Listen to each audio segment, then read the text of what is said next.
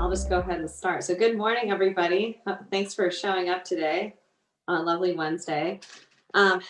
See some familiar faces on here and then some people that aren't as familiar, and I'm glad to meet you. I saw my intro video. My name is Carly Saltzman. I am a loan officer at PNC Bank, but I'm also the director of membership of the Women's Council of Realtors, Beverly Hills, Greater LA Network. Oh man, there's a few different things I want to go over with you today, and Nick and my presentations are going to very much complement each other.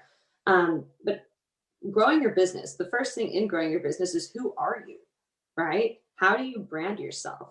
Who are you in your business? And I'm sorry, before I continue, am I showing as the main speaker? Because I show Hiroko, and I just want to make sure that it's not pinned only on you. Then I will continue.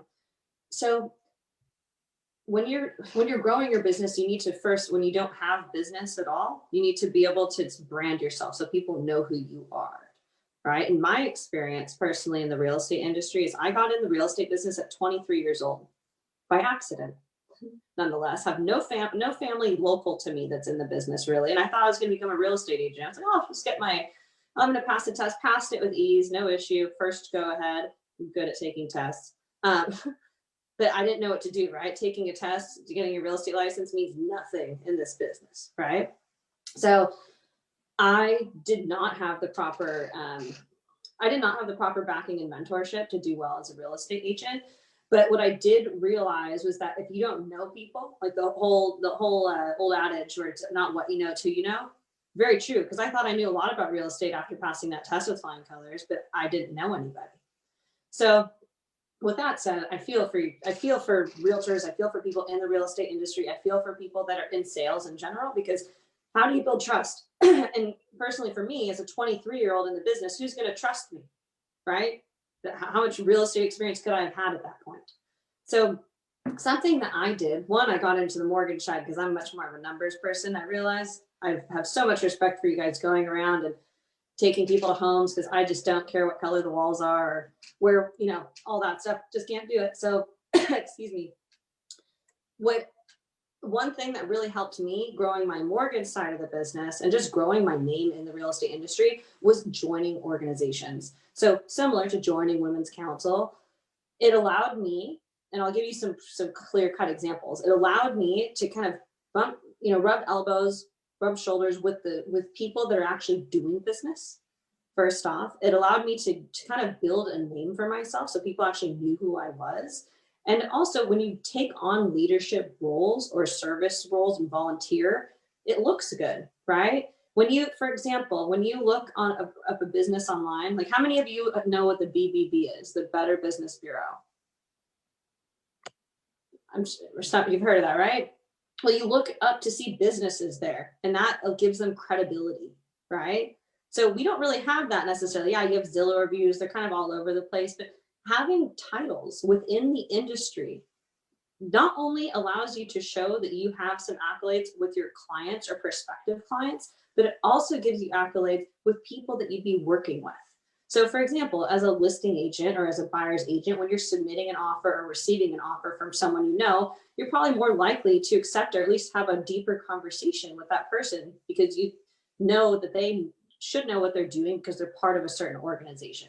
So that's something that has helped me as a lender, is being part of Women's Council. If I have a buyer that's making an offer on a listing with someone that I know, or even if they know someone that I know, it helps, right? The 6 degrees of separation is huge. And I think that that's all based on our kind of innate need as humans for community, right? So if you look back and kind of, one, we want to trust people. We work with people we know, like, and trust. But then also being part of a community and kind of helping each other and being a resource is huge. So my first, in terms of growing your business, especially as a newer agent or someone who hasn't done as much business, is to be around people that are doing business. So how do you do that? You join organizations, so you can join Women's Council. You could participate with the Greater Los Angeles Association of Realtors, but not just joining and saying, okay, I'm going to join and do a class once a quarter. No, actually participate. Participating allows you to to make your name known. Who knows the kid in the back of the classroom that doesn't say anything, right? Think in school.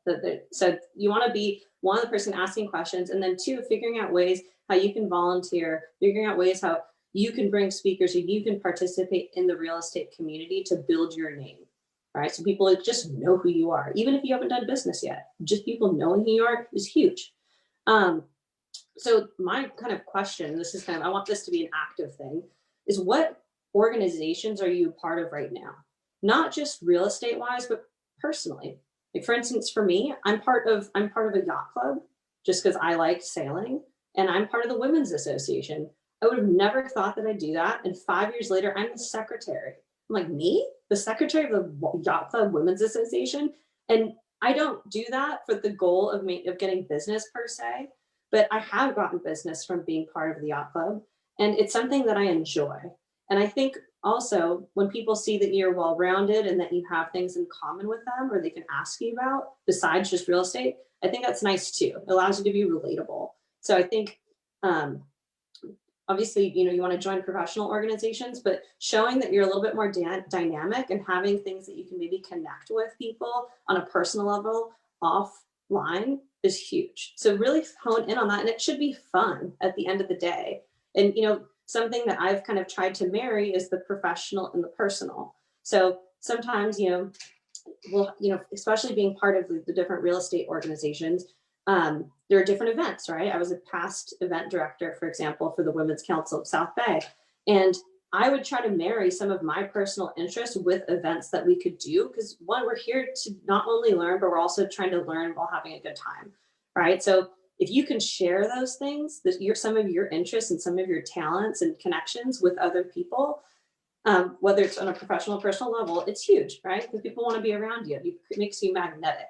And that's a huge part of growing your business, right? Whether it's a brand or a person, there's a magnetism and a kind of like an ethos, right? So I think honing down on your ethos, like who you are and who you want to be, figuring out how to marry the professional and the personal, and then be participating. The hugest thing is showing up and participating.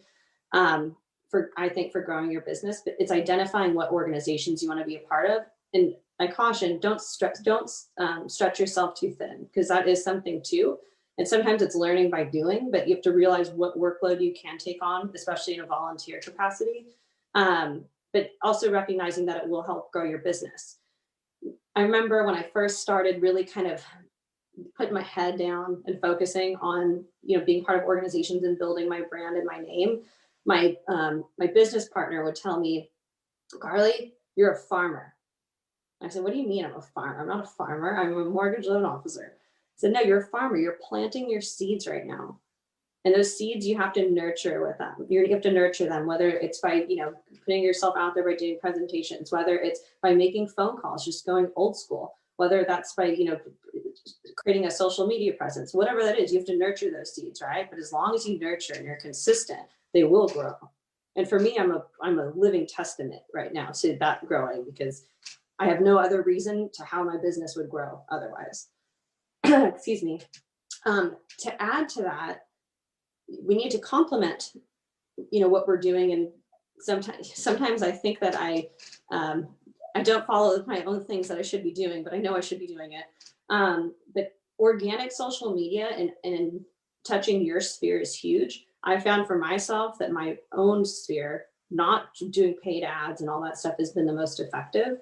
I went to my high school reunion a couple of years ago, and everyone recognized me because of my stuff on social media, and everyone knew I was in real estate. And it wasn't because I paid for anything. It was just because I would mention things on social media. And it wasn't like, look at me, I do real estate all the time. It was mixing a little bit of personal, mixing a little bit of, oh, hey, I've accomplished this. And I think that's a huge way to grow your business. No one really likes the person who says, oh, look at me and look what I do, right? So I think it's kind of figuring out that balance and that fine line.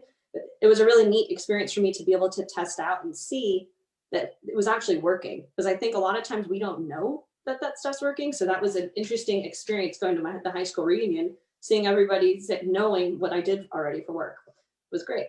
So with that said, for social media and whatnot, with building these accolades and joining different organizations, one of the best parts about it is on your LinkedIn, on your Google profile, on your Facebook, all these different things, you can list your titles with those organizations, which makes you more searchable online.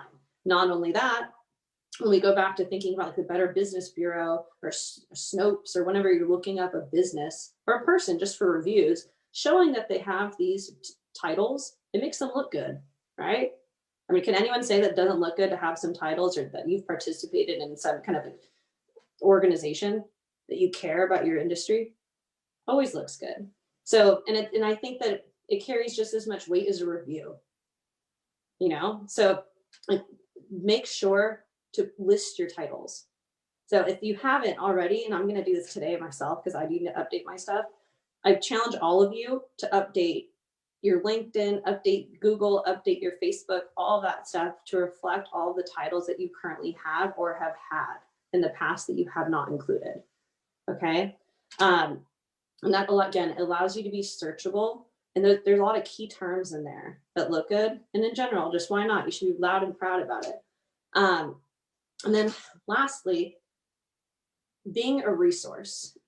Something that's helped me grow my business specifically is, and it's a little different clearly from a realtor's perspective versus a loan officer's perspective, but I think the same applies, is I really try to be a resource. So when I'm working with an agent that's new, or new to me at least, something that I a lot of times will tell them, especially if I think our work ethic is similar, is I'll say, look, like I'm a resource for you. Even if you are working with a buyer that's using a different lender, I want to help you. So contact me. Let me be your resource. And I think it's a great way to grow your business because it's a non-pressuring way to have people talk to you. And especially when you have all of the kind of friendly openers with one, you have the titles going, right? Then you're volunteering and people get to know a little bit about you and the things, your actual interests. It makes it a little bit easier to say, hey, oh, you know, you like sailing too? Great, we can talk about that. But just know, anytime that you have a question about lending stuff, let me know. I'm happy to be a resource. And you're kind of, you know, my kind of tagline is I'm your friend in the mortgage business. And I think that that goes a long way when people feel comfortable being able to ask questions. So be a resource not only to your clients, prospective clients, but also to your industry. I think that it raises the bar. And if you show yourself doing that by participating in different organizations, it's huge. And it makes you look good and it makes you feel good on the inside. And I think ultimately that's what's magnetic. So thank you. Great. Thank you so much, Kari. I'm so impressed. I made many memos. I totally agree for joining the network or association that is very huge. So I am in person also started to join the association's volunteer work. At the beginning, it's a little uncomfortable, but just shown up and then participate. And then you can meet many different people. And also Women's Council also, everybody had the same experience in the beginning. But everybody understands, so they're all welcome for you, newcomer. So I totally understand, and very great information to post social media, and then the title is very good to search and being a resource. So real estate industry is everything is relationship in person. So I totally agree. Thank you so much. Great. Is anybody have some comment or have any questions to Kari? We have some time, so if you want to say something, unmute and then talk. It's Renee. Okay, can I just say that, can you hear me? Yes. Thank you. Thank you for letting me be here, of course. And Carly, for such a young person, I'm just so impressed by you, by what you have to offer and the wisdom that you have. First, when I met you and I said, oh my gosh, you're a lender and you're sitting there at our planning session. I was just really impressed with you. You're obviously very well educated and just a wonderful addition to a Women's Council. So I want to say thank you. And a question I do have though, because sometimes I think before I joined the industry and I would see all these abbreviations on someone's card, and when you don't know, like, what the heck is that? What are those certifications that they have? How would we explain that to people? How do we explain what are those certifications. So someone will see mine and they might say PMN. They're like, what is PMN, or what they know? Would you say that you need to have an explanation or so as you're in your social media, or if you're on Clubhouse and like, if you look at all those bios, like, I don't even know what they're talking about. That's a great question. It depends who you're trying to explain to, right? So if you are submitting an offer to a listing agent and you're acting as the buyer's agent, you could probably just leave the acronyms, right? People are not going to know. People will know the abbreviations because they're in the industry, right? But they aren't like MBA or PhD, right? Where that's commonly known. So I think if it's going to be consumer facing or something that's going to be online, that it should be spelled out. I know it seems like a lot, but I would just segment it that way. Who are you reaching? And then who will they know or will they not know? Fantastic. Thank you so much for your presentation. I enjoyed it. Thank you. Thank you, Renee.